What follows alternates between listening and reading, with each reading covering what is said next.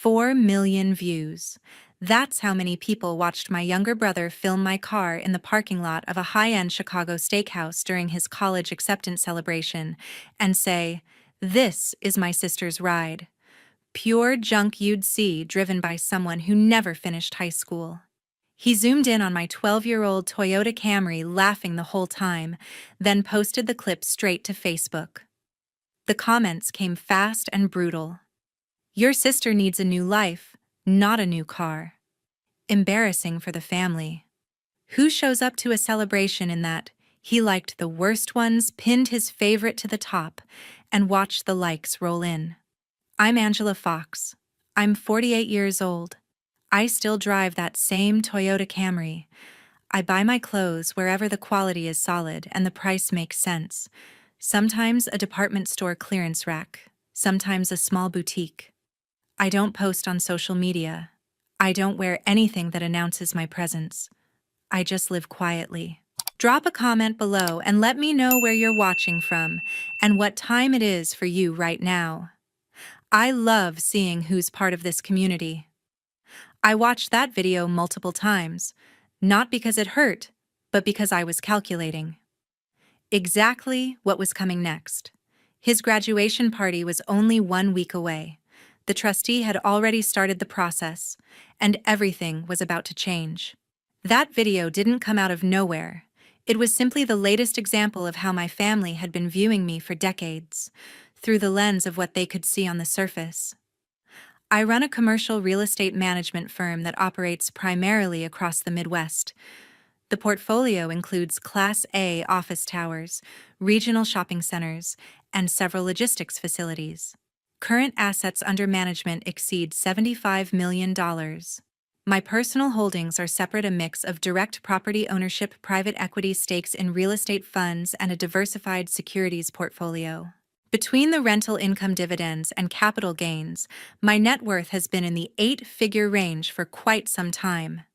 I haven't taken an active salary from the company in years because the passive streams cover everything I need and more.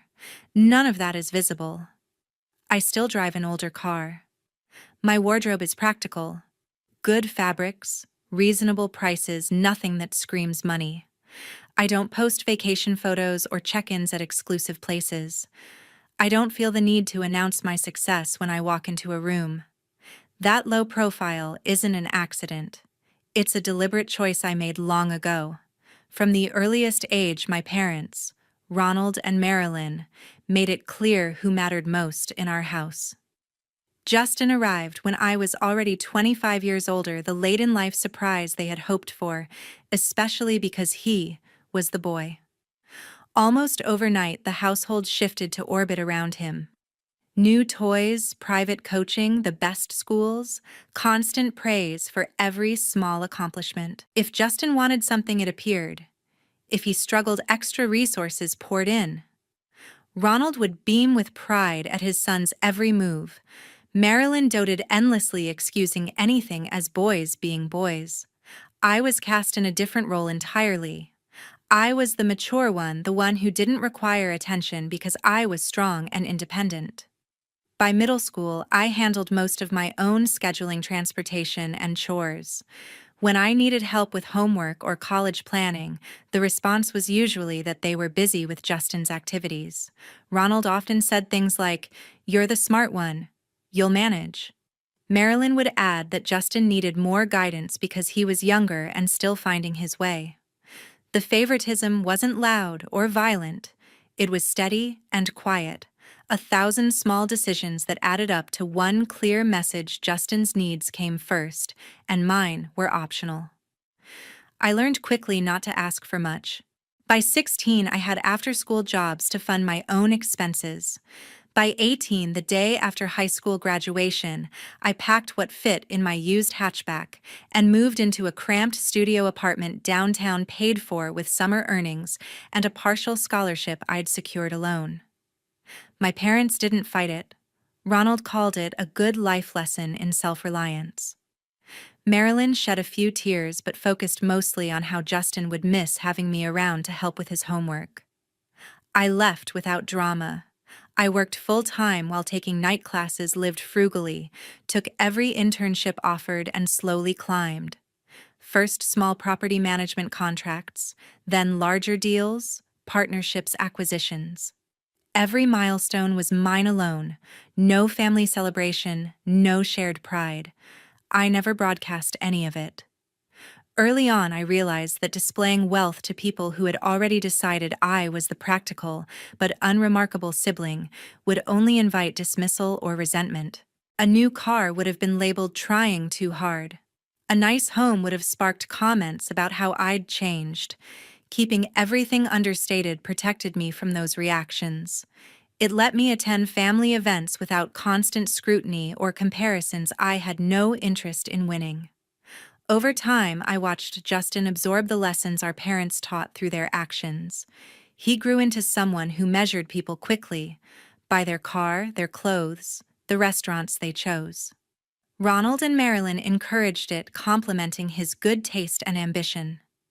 When he earned acceptance to an elite university, they acted as though it was purely his genius, rarely acknowledging the advantages they'd provided every step of the way.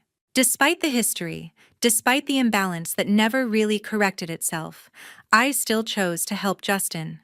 Not because Ronald or Marilyn asked, not because I felt obligated by their version of family duty, but because I believed that family, if nourished the right way, could still turn out okay. And that belief led me to take a step that remained completely hidden from everyone else in the family.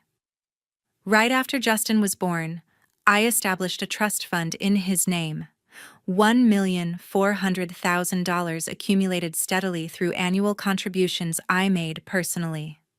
To keep my involvement invisible, I routed everything through a reputable law firm specializing in estate planning. The account was structured under a blind foundation with no identifying details linking back to me as the source. Statements and updates went directly to my parents as guardians during his minority, labeled simply as a family educational trust. Ronald and Marilyn were aware a substantial fund existed for Justin. They spoke about it openly at family gatherings, calling it the family legacy we set aside, or the inheritance account we've been building for his future. They genuinely believed it was a joint effort from their own savings, perhaps supplemented by some distant relative's contribution they'd forgotten about. They never dug deeper because the balance increased reliably each year without requiring anything from them. It fit perfectly into their narrative of good parenting, and they accepted the vague explanations from the law firm without question. In reality, I was the only contributor. Every deposit, every growth increment came exclusively from my income and investment returns. No one else added a cent. I didn't make it an unconditional gift. From the beginning, I insisted on including a character clause, a set of behavioral conditions tied to the full release of principal. The language was precise. The beneficiary must consistently demonstrate respect and integrity toward others. Specific examples outlined in the agreement included prohibitions against public humiliation of family members, sustained patterns of derogatory comments about people's economic status or personal choices, and using any platform to encourage cruelty for personal gain or attention. Any material breach would trigger a formal review process handled independently by the trustee, an experienced attorney with no prior connection to our family. The trustee would collect verifiable evidence such as screenshots, timestamps, and public interaction records. If the violation met the defined threshold, the trustee would present findings to me as the settlor for final determination. Upon confirmation of forfeiture, the entire balance would transfer immediately to the designated secondary beneficiary, a scholarship foundation supporting first-generation college students who demonstrated strong academic effort and community involvement. I did not design the trust to control Justin. I designed it to protect the minimum values I believe any person should uphold: basic decency, especially when you don't know who has quietly supported you along the way. The contributions continued on schedule for over 2 decades. During strong years for my company, I increased the amount significantly. The fund covered private high school tuition that my parents thought came from their budgeting extracurricular programs they assumed were scholarships Justin earned himself, and even part of the down payment on the sports car he drove in college. All of it flowed seamlessly anonymously. Justin reached adulthood none the wiser about the true source. My parents continued to take quiet pride in their foresight. I stayed silent, watching from a distance as the balance approached the release threshold. Then one morning, several weeks after the Facebook post exploded, my phone rang while I was reviewing quarterly reports. The caller ID showed Norman Hale, the trustee I had appointed from the start, because of his reputation for absolute impartiality and attention to detail. "Angela," he began, his tone measured and professional. "I need to bring something to your attention regarding the trust." He explained that the standard monitoring protocol, quarterly reviews of public mentions involving the beneficiary and family, had flagged Justin's recent activity. The video post, combined with his active engagement in the comments section, qualified as a clear instance of the prohibited conduct outlined in the character clause. Norman walked me through the documentation he had already compiled: high-resolution captures of the original clip transcripts of Justin's replies, encouraging harsher comments, records of likes on particularly cruel responses, and metrics showing sustained interaction over multiple days. He noted the scale, millions of views and shares, as amplifying evidence of intent to publicize the disparagement. Based on the explicit examples in Section 4, he said this constitutes a material breach. The conduct is public, documented, ongoing, and directly targets a family member based on perceived economic status. My independent assessment is that the provision has been violated. He outlined next steps calmly. If I chose to proceed, I would provide written authorization. The forfeiture would execute within days, redirecting the full $1,400,000 to the Scholarship Foundation. No appeal process existed beyond my decision as settler. I asked for clarification on a couple of procedural points: timeline for transfer notification requirements, tax implications for the secondary beneficiary. Norman answered each with precision, referencing specific clauses he had helped draft years earlier. By the time we ended the call, the facts were undeniable. Justin had chosen to build attention on cruelty towards someone he didn't realize had funded most of his advantages.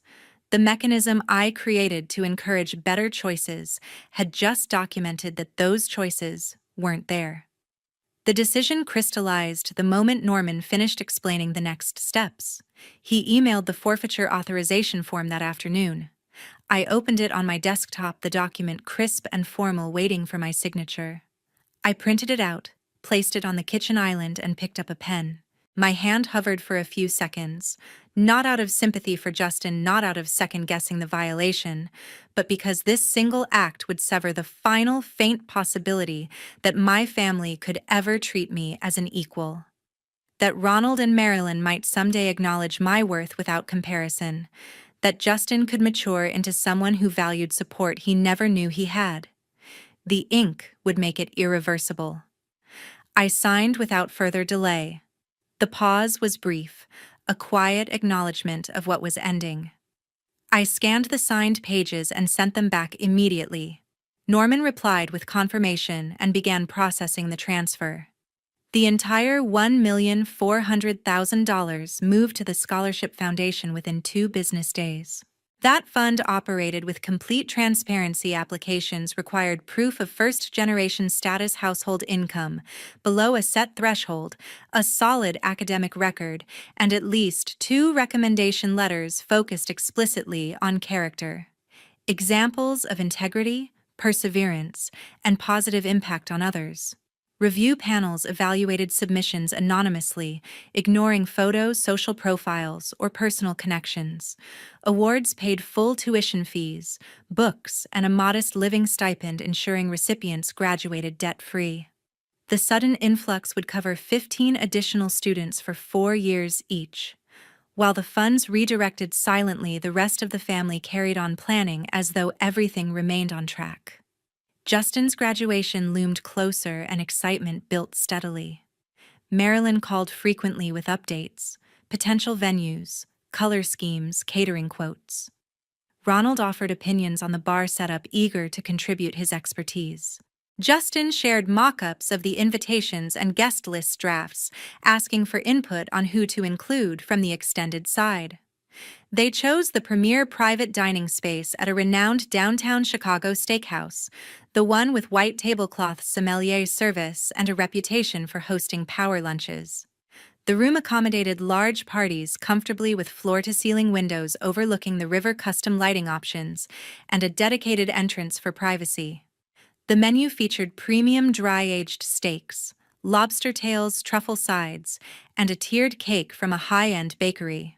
A mixologist was booked to create custom cocktails named after Justin's university mascot. Decor included elegant floral arrangements in school colors, framed photos from his college years on display tables, and a large banner congratulating the graduate.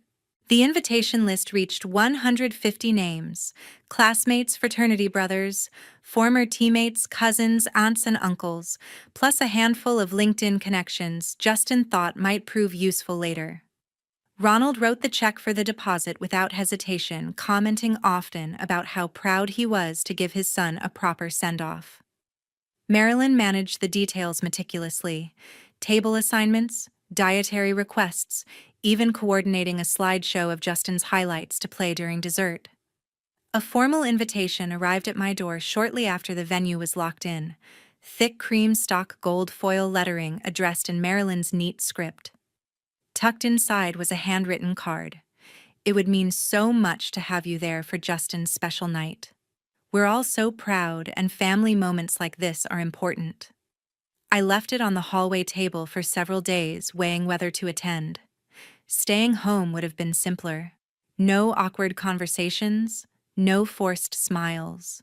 But part of me needed to witness the event firsthand, to observe how far they would go in celebrating someone who had just forfeited everything through his own actions. I replied that I would come. On the evening of the party, I chose an outfit similar to what I wore to most family functions: tailored black trousers, a silk blouse in a neutral tone, low heels, minimal accessories. Nothing flashy, nothing new. I drove the Toyota Camry that had sparked the whole chain of events, found a spot in the public lot nearby, and walked over alone with a simple card containing a bookstore gift certificate. The private room buzzed when I stepped in. Guests milled about with drinks in hand. Servers offered trays of mini crab cakes and prosciutto-wrapped asparagus. Ronald stood near the door, shaking hands, looking sharp in a tailored blazer. Marilyn circulated with a bright smile, guiding people toward the bar or their assigned seats. Justin was the center of attention near a high-top table, laughing loudly with a group of friends already toasting his future. No one mentioned my arrival outfit or how I got there. The focus remained firmly on the graduate. The night was still young. The energy in the private dining room peaked right after the entrees were cleared. Justin looked every bit the successful graduate in his custom navy suit tie, knotted perfectly, hairstyled just so. He strode confidently to the podium set up near the riverview windows, grabbing the microphone with the ease of someone used to attention. The chatter died down quickly as guests turned their seats toward him, phones already half raised for photos. He started with a wide smile. "I want to thank the two people who made all of this possible: my mom and dad." He gestured toward Ronald and Marilyn, who sat at the head table looking proud. Ronald lifted his glass in acknowledgement, chest puffed slightly. Marilyn pressed a hand to her heart, eyes shining. "You've supported me every step," Justin went on, voice warm. "From Little League to late-night study sessions, you were always there.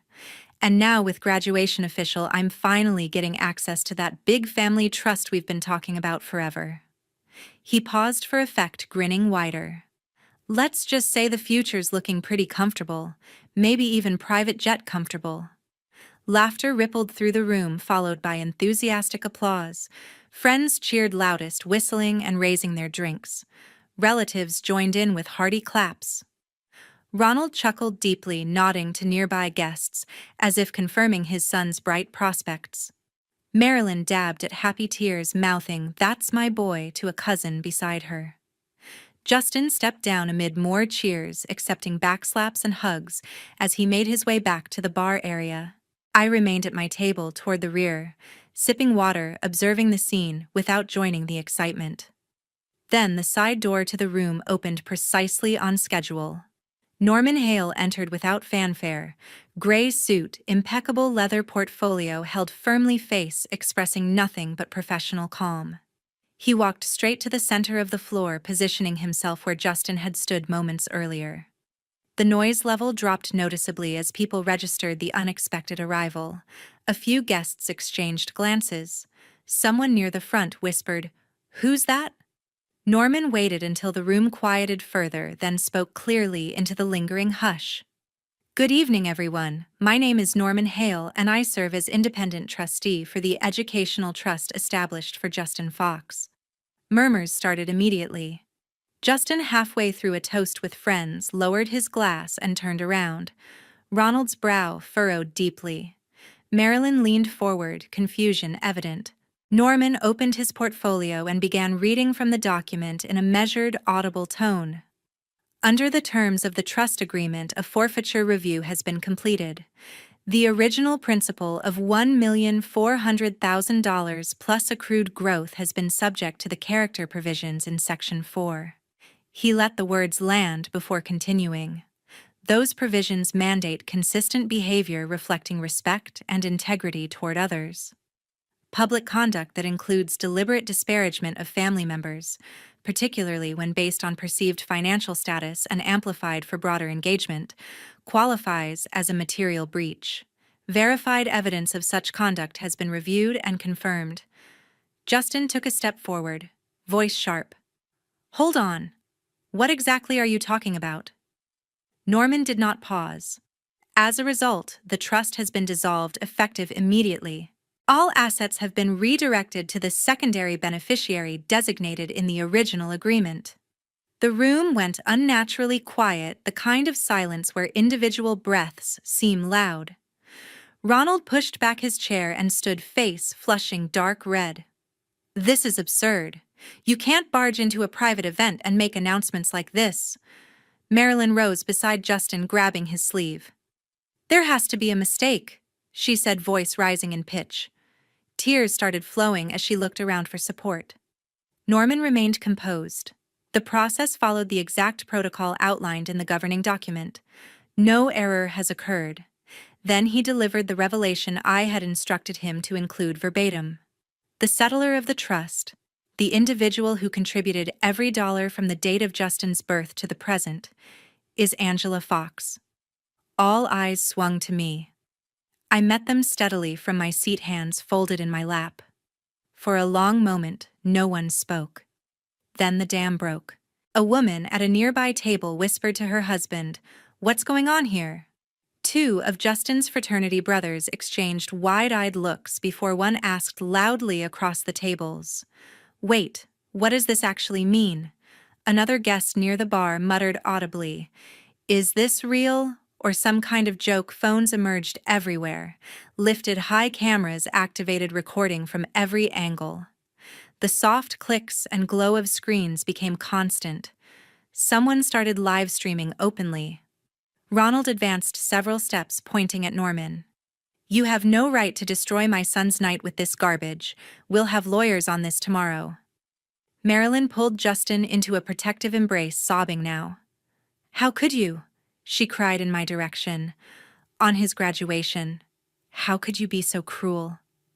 Justin stood rigid, color drained from his face. "Angela, it was you." The whole fund whispers escalated into overlapping questions. "She funded everything. I thought it was their parents' money. Did he really lose it all?" The celebratory mood evaporated completely. The elegant space moments ago filled with laughter and clinking glasses now felt like a tense courtroom. Servers froze along the walls, unsure whether to continue service. The bartender stopped mid-pour. Floral centerpieces and graduation banners suddenly seemed out of place against the charged atmosphere. A few guests shifted uncomfortably, debating whether to stay or slip out. Others leaned in, captivated by the unfolding drama. Phones kept rolling, capturing every reaction. Ronald's fury, Marilyn's tears, Justin's shock. Norman closed his portfolio calmly. The matter is concluded. Documentation is available to the beneficiary upon request. I will see myself out. He nodded once in my general direction and exited the way he came, leaving the room in stunned disarray. The revelation hung thick in the air, reshaping everything that had come before it. I stood up slowly and started walking toward the center of the room. Guests moved aside without being asked, creating a clear path between the tables. Phones tracked my every step, lenses pointed directly at me. The low buzz of conversation faded further as more people noticed the shift. I stopped several feet from where Justin, Ronald, and Marilyn stood together, close enough for my words to carry to them and the nearest tables without shouting. Justin found his voice first, the words tumbling out in a rush. "Angela, come on. It was just a joke. I didn't mean anything by it." He searched my face for some sign of softening, hands open in a pleading gesture. A couple of his friends hovered behind him, looking uncertain whether to intervene or stay back. Ronald moved forward half a step, placing himself partially between me and Justin like a shield. "You're ruining your brother's entire future," he said sharply, voice thick with anger. "Over one dumb social media post. This is vindictive, and you know it." Several relatives at nearby tables nodded, murmuring agreement loud enough to be heard. Marilyn gripped Justin's sleeve tightly, tears rolling down her cheeks. "You've always resented him," she said, voice breaking. "Ever since he was born. And now you choose tonight to take everything away." Her accusation echoed slightly in the hushed space, drawing sympathetic looks from guests who only knew the surface story. I let their words settle for a few seconds, looking at each of them in turn. Justin's panic, Ronald's outrage, Marilyn's wounded expression. The room held its collective breath. Then I spoke, tone steady and low. "Resented him," I said. "I paid every semester of Justin's university tuition, the prestigious one you told everyone he earned through hard work and your guidance. I covered the full cost of his private high school years that you passed off as careful saving on your part. I put down the bulk of the payment for the sports car he's parked outside tonight, the one you both praised as such a smart adult purchase." I paused briefly, watching the impact register. Spring break trips to Europe, the latest gaming laptops, the academic scholarships he thought came from the school. Those were me. Every time. Not $1 from either of you, even though you let everyone believe it was family money you'd built together. Soft gasps spread outward from the front tables. A few guests leaned back in shock. Someone whispered, "I had no idea," clearly enough for others to hear. Justin stared at me, mouth slightly open, unable to form a response. The earlier bravado had drained away completely. Ronald opened his mouth to object, but I continued before he could. "You raised him to judge people by what they display. The car, the clothes, the lifestyle. You reinforced it every time you dismissed my choices as not ambitious enough or too plain. You taught him that quiet achievement doesn't count unless it's loud and visible." Marilyn's crying slowed to uneven breaths as she processed the list of contributions. I turned my attention fully to Justin. "You decided to grow your online image by publicly mocking someone you assumed had less. You invited strangers to laugh at my expense, never imagining that person had quietly carried most of your advantages. Then, to Ronald and Marilyn. And you enabled every bit of it. The comparisons, the favoritism, the assumption that I didn't need recognition because I was the strong one. You made sure he never had to question where good things came from." The room remained silent except for occasional shifts in chairs and the faint sound of recording devices. Phones stayed up, capturing everything. Justin tried again, voice small. "I really didn't know it was you. Please. We can work this out. Ronald recovered enough to bluster. There has to be an appeal process or something. Marilyn extended a shaking hand toward me. Don't tear the family apart. Not like this. I shook my head. No appeals, no second chances after the choice was made so publicly. I drew a slow breath, feeling decades of unspoken resentment resolve into clarity. I'm not the one abandoning family tonight, I said loud enough for the immediate circle to hear plainly. I'm simply stopping my protection of the unfairness that's existed far too long. I turned away, then walking back through the aisle that had formed. Guests stepped aside quickly, some avoiding eye contact, others watching openly as I passed. No one spoke to stop me. A few recording lights followed until I reached the exit. I pushed open the door and stepped into the cooler air of the lobby without glancing back. Outside, the city's sounds felt distant. Valet attendants stood quietly near their station. I walked past the gleaming rows of high-end vehicles to my familiar Toyota under the street lamp, exactly where I'd left it. I unlocked the door, slid into the driver's seat, and started the engine. As I pulled away from the curb, the steakhouse lights receded in the side mirror. The party would continue inside, perhaps with attempts to salvage the mood, perhaps with more arguments or tears. Videos would spread rapidly online. Opinions would form quickly among people who knew only fragments. None of it concerned me anymore. The long-carried burden of supporting a family that never saw my worth had finally lifted. The months that followed brought sharp consequences. Videos from the graduation party spread rapidly across social media. Clips of the trustees' announcement, the family's reactions, and my quiet departure racked up millions of views within weeks. Comment sections filled with harsh judgments, labels like entitled and ungrateful attached to Justin permanently. The original Facebook post that started everything resurfaced alongside the new footage, creating a narrative the internet embraced wholeheartedly. Justin's carefully curated online presence turned against him. A major financial firm where he had accepted a prestigious summer internship ran a routine background check that included social media screening. They discovered the viral controversy and quietly withdrew the offer, citing a mismatch with company values. Other opportunities dried up as recruiters Googled his name and found the same story dominating results. With the trust fund gone, the final semester's tuition bill arrived unpaid.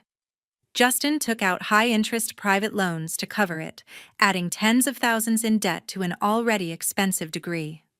Ronald and Marilyn scrambled to help, but found their own retirement savings stretched thin after years of relying on what they thought was secure family money. The sports car was sold to free up cash, replaced by something used and practical. I heard none of this directly. No calls came, no messages arrived.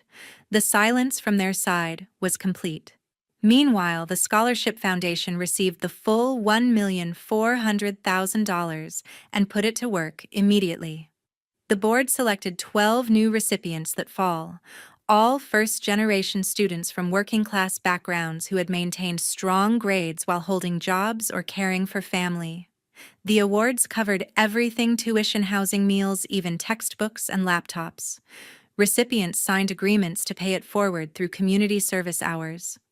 Over the next couple of years, letters began arriving at the Foundation's anonymous post office box.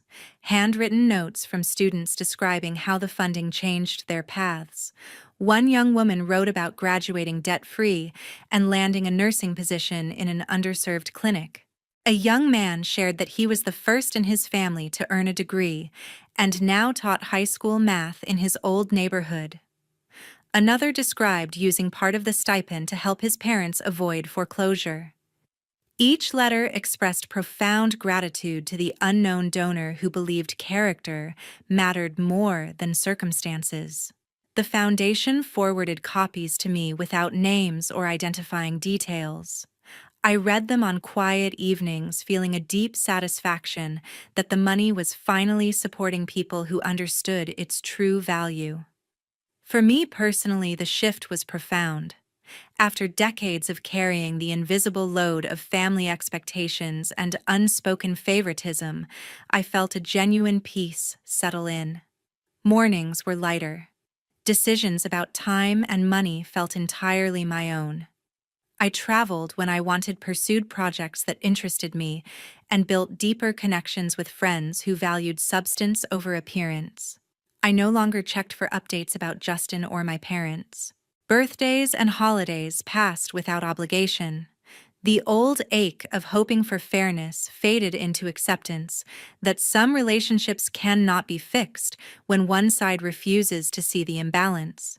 Kindness has limits, and peace arrives when we stop pouring energy into bonds held together only by unfairness.